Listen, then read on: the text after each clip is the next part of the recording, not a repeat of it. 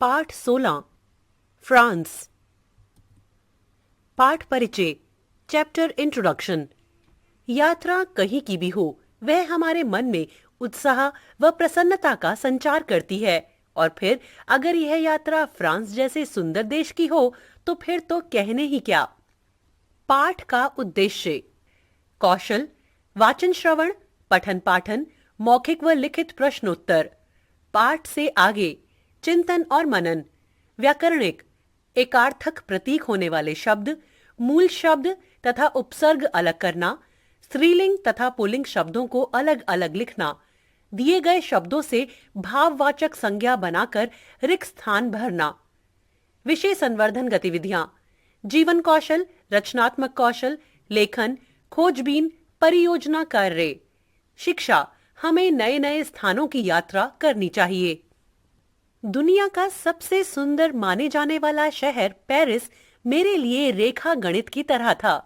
चारों ओर फैले खेत, जिसके हर हिस्से का अपना ही रंग, कुछ हरे या भूरे तो कुछ पीले, और उसके बीच खपरेल की लाल छतें, फिर बीच से गुजरने वाला रास्ता साक्षात चित्र की तरह। फ्रांस और फ्रेंच लोगों के बारे में हमने सिर्फ सुना था, सच्चाई अब ढूंढ निकालनी थी। कितनी ही बातें कही सुनी जाती हैं, पर हम जब तक वहां जाते नहीं तब तक उसका अर्थ समझ पाना मुश्किल होता है। मन में शक, उत्सुकता और कौतूहल का तूफान उठ रहा था। यद्यपि दो विभिन्न जगहों की तुलना हो नहीं सकती, पर फ्रांस की गोद में पेरिस के सिवाय भी बिन देखे सुने अनेक अनमोल रत्न छुपे हैं। दक्षिण फ्रांस तो पृथ्वी का स्वर्ग ही है। लोग पेरिस को ही फ्रांस समझ लेते हैं, लेकिन पेरिस की आबादी में ज्यादा प्रतिशत विदेशियों का है, जो यहाँ आकर बस गए हैं और सही ढंग से उनमें समा गए हैं।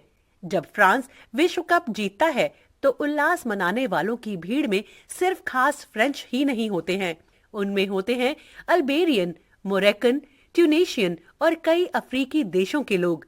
यह फ्रांस की अपनी बहुराष्ट्रीय संस्कृति है।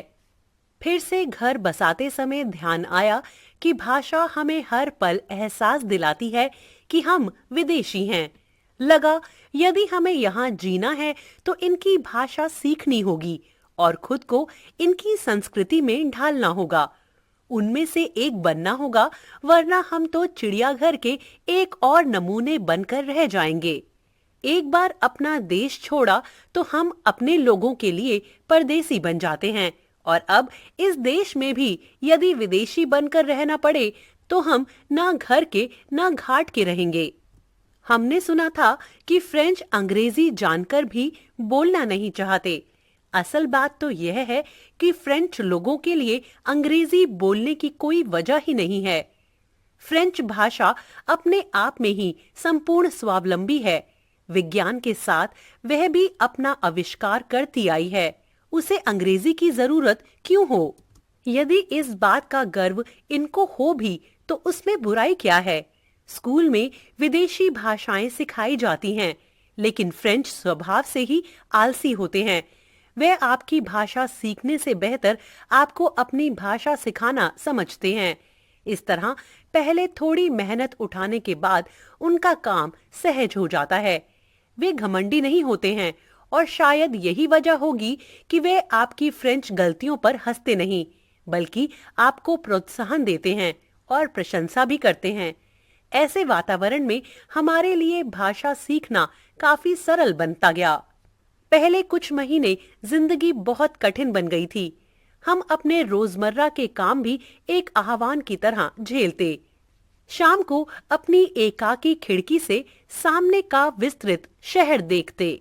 अकेलापन और उदासी शाम में ढलती और सामने का वही दृश्य अंधेरे में डूबने से पहले ही हजारों बत्तियों की टिमटिमाहट से जाग उठता और फिर से रोशनी उनमें आकार भर देती। एफिल टावर पर हजारों रोशनियां झूल उठती। रह रहकर सामने बहती सैन नदी से गुजरने वाले जहाज की फोकस लाइटें सारी इमारतों को चौंधिया कर निकल जाती। रास्ते पर गाड़ियों के झुंड एक दूसरे का पीछा करते और हमारी अनाथ आंखों से यादें टपकती। हम झट से टेलीविजन के सामने बैठ जाते और कानों पर पड़ने वाले निरर्थक शब्दों में अर्थ खोजते। धीरे धीरे भाषा पर काबू आने लगा, जान पहचान बढ़ी और साथ ही नौकरी भी मिली। हमारा विश्व व्यापक होने लगा। यहाँ खास परिचय की जरूरत नहीं होती। लिफ्ट में, बस स्टैंड पर या बगीचे में अगल बगल के व्यक्तियों से बात करनी हो तो आज मौसम अच्छा है, इतना ही कहना काफी होता है और बात चल पड़ती है। फ्रेंच बातूनी होते हैं, अनौपचारिक होते हैं। आप किस देश के हैं? इस सवाल से आपका छुटकारा नहीं। फिर भारत एक विषय बन जाता है। वैसे उनका अपना एक खास विषय है जिसे वे चाव से तल्लीन होकर सुनाते हैं। कर यानी टैक्स। यहाँ स्पेशल सिक्योरिटी का कानून है। हर बेकार या वृद्ध नागरिक सरकार की तरफ से मदद पाता है। कई बार तो कम तनख्वाह की नौकरी करने से ज्यादा मुनाफा इस सरकारी अनुदान से हो जाता है। फ्रांस में हजारों की तादाद में विदेशियों को आश्रय मिलता आया है और इन आश्रितों पर सरकार को काफी खर्च करना पड़ता है। सरकार ये सारे खर्चे कर के रूप में नागरिकों से वसूल करती है। लोगों की रोजी रोटी के हिस्से बढ़ते हैं और बेकारों की संख्या बढ़ती है। इसलिए ही टैक्स की कहानी हर फ्रेंच की जुबानी सुनने को मिलती है। भाषा के साथ साथ हमने फ्रेंच खाने की मेज की तरफ भी अपना ध्यान बढ़ाया। खाने की मिसाल नहीं, इनके पारंपरिक रेस्तरां छोटे घरेलू ढंग के होते हैं। खाने में जो चीज पकती है उसका खुद का स्वाद टिकाए रखना और सान या मसाले से सिर्फ जायका बढ़ाना, ये इनका अपना हुनर है। फ्रांस में खाना एक श्रृंगार है, एक यज्ञ है। मेज लगाना उसी का एक अनिवार्य भाग है। हर पदार्थ को रखने के लिए एक अलग विशिष्ट प्लेट, अपना चम्मच और कांटा। हर खाने के पकाने का ढंग, सामग्री अपनी अपनी। क्या याद रखूं और क्या छोड़ूं? यदि हम उनके खाने का मर्म समझ सके तो उनके बेसमेंट वाले पत्थरों की दीवारों के छोटे और पारंपरिक रेस्तरां में मोमबत्ती की रोशनी के तले उनके खास हरे सलाद, फ्रेंच बगेट, ब्रेड, फवाया, बतख का लीवर, जो उनकी विशिष्टता है, के साथ उन्हीं की तरह उस मेज पर अपनी शाम लुटा दें। अक्सर हम पाश्चात्य देशों को एक नजर से देखते हैं और उन्हें एक ही समझते हैं, लेकिन यूरोप और अमेरिका दो अलग खंड तो हैं ही। उनकी संस्कृति, रहने का ढंग, खाने का तरीका, सोचने का ढंग, उनकी आदतें, उनके विचार, सब कुछ ही काफी अलग हैं, जबकि वे सभी एक ही दिशा में अग्रसर हो रहे हैं। फ्रेंच समाज परिवार से काफी जुड़ा होता है। बच्चों पर उनके अभिभावक हर तरह से ध्यान देते हैं, उनके शिक्षण पर खर्च करते हैं और अपने पैरों पर खड़े होने तक बच्चे अपने माता पिता के साथ ही रहते हैं। लेकिन इसी के साथ साथ वे उन्हें स्वावलंबी बनाते हैं। बड़े कभी भी बच्चों के निर्णय के आड़े नहीं आते और अपने विचार उन पर नहीं लादते, ना ही कभी कोई अपेक्षा रखते हैं।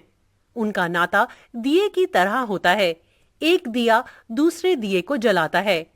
बच्चे साधारणतः 22 साल की उम्र में अपना घोंसला अलग बनाने में लग जाते हैं।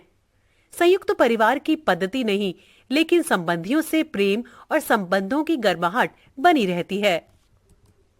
आमतौर पर विद्यालय के समय स्थापित दोस्ती मरते दम तक टिकी रहती है, पर यहाँ आप यदि पड़ोसी या काम या नौकरी से संबंधित जगहों पर सालों तक किसी से मिलते रहें तो भी ये संबंध घर तक नहीं आते।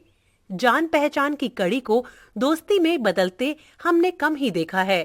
कहते हैं पेरिस कभी सोता नहीं, यह सच है। रात के किसी भी प्रहर यहाँ सड़कों पर लोग आते जाते दिखाई देते हैं। हमें सबसे अचरज इस बात का हुआ कि लड़कियां और महिलाएं देर रात तक बिना डर या झिझक के अकेले घूम फिर सकती हैं। उन्हें किसी तरह के खतरे या छेड़छाड़ का सामना नहीं करना पड़ता।